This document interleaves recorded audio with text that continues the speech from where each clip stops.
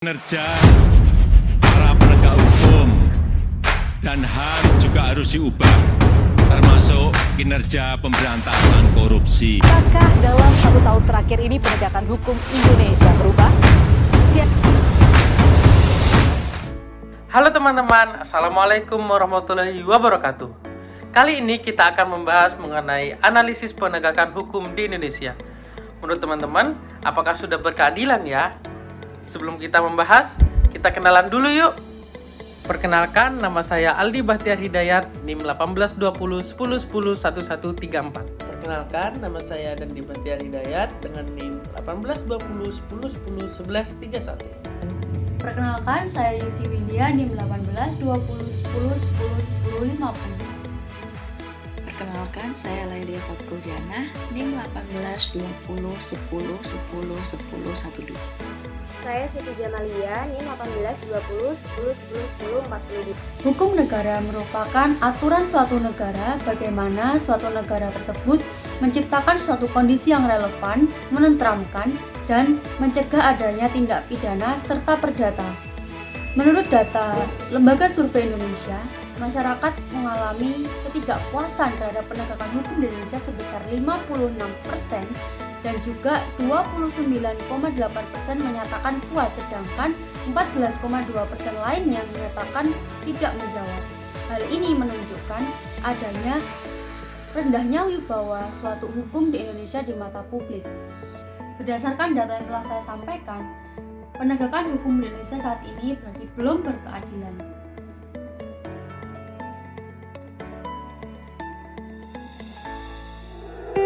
Baiklah, kita mulai dari kasus pertama, yaitu kasus hukuman korupsi Jaksa Pinangki, di mana Pinangki terbukti melanggar pasal 5 ayat 2 Jungto pasal 5 ayat 1 huruf A Undang-Undang Nomor 31 Tahun 1999 tentang pemberantasan tindak pidana korupsi.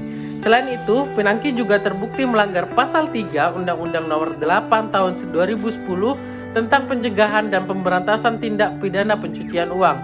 Dan yang membuat hukuman dirasa tidak adil ialah kasus Jaksa Pinangki justru menjadi lebih ringan dari yang seharusnya.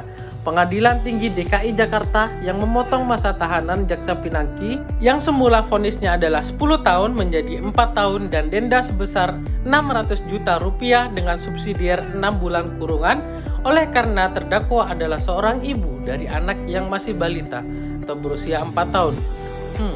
Kasus selanjutnya merupakan kasus yang baru-baru ini muncul ke permukaan publik, ialah kasus dari Benny Edward. Bang Benny adalah seorang aktivis asal Medan yang didiskriminalisasi dan dipenjara karena merekam tindakan pungli yang dilakukan oleh pihak polisi. Ia divonis 8 bulan penjara oleh Majelis Hakim Pengadilan Negeri Medan pada tanggal 12 April 2021 dan dituduh melanggar Undang-Undang Informasi dan Transaksi Elektronik atau UU ITE. Selama di penjara, ia pun mengaku disiksa oleh pihak penjara. Ada dititipkan pesan oleh oknum yang di sana bahwa nanti ada masuk katanya YouTuber. Jadi saya diminta untuk tidak dikasih enak, jangan dikasih enak, disuruh disiksa, lalu disuruh tidur di WC. Dan kasus ketiga adalah kasus yang pernah kita bahas di episode sebelumnya, yaitu kasus korupsi bantuan sosial yang menjerat mantan Menteri Sosial Juliari Batubara yang melakukan korupsi dengan menerima suap sebesar 17 miliar. Uang tersebut digunakan oleh Juliari untuk memenuhi kebutuhan pribadinya. Namun, vonis yang diberikan hakim kepada Juliari hanya selama 12 tahun. Hal tersebut tentunya belum mencerminkan keadilan hukum kepada halayak umum. Pemberian vonis hakim tersebut mengundang perhatian publik lantaran hal yang membuat hakim meringankan dari vonis yang diberikan untuk Juliari Batubara adalah hal-hal yang sangat mencerminkan ketidakadilan, di mana seperti hanya karena hinaan masyarakat yang dianggap membuat Juliari menderita, padahal yang dilakukan oleh Juliari Batubara adalah hal yang sangat merugikan masyarakat. Dari ketiga kasus di atas, terutama pada kasus Pinangki dan Juliari, didapatkan hukuman yang sangat lebih ringan dibandingkan yang harus dia dapatkan. Terlihat juga usaha yang sangat keras untuk memperingan hukuman yang mereka dapatkan. Sedangkan ketika kita lihat pada kasus Benny, terlihat sekali tidak ada usaha untuk memperingankan hukuman yang dia dapatkan, melainkan memperberat hukuman yang dia dapatkan.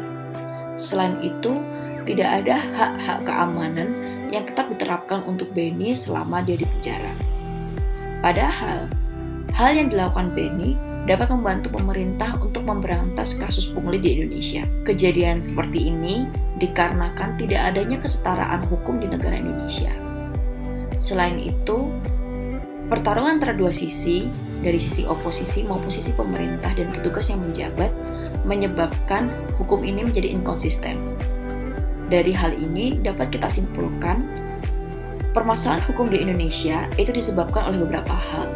Di antaranya yaitu sistem peradilannya yang runcing ke bawah dan tumpul ke atas, perangkat hukumnya, terdapat inkonsistensi hukum dalam penegakan hukumnya, terhadap intervensi kekuasaan, serta perlindungan hukum yang tidak terlalu baik.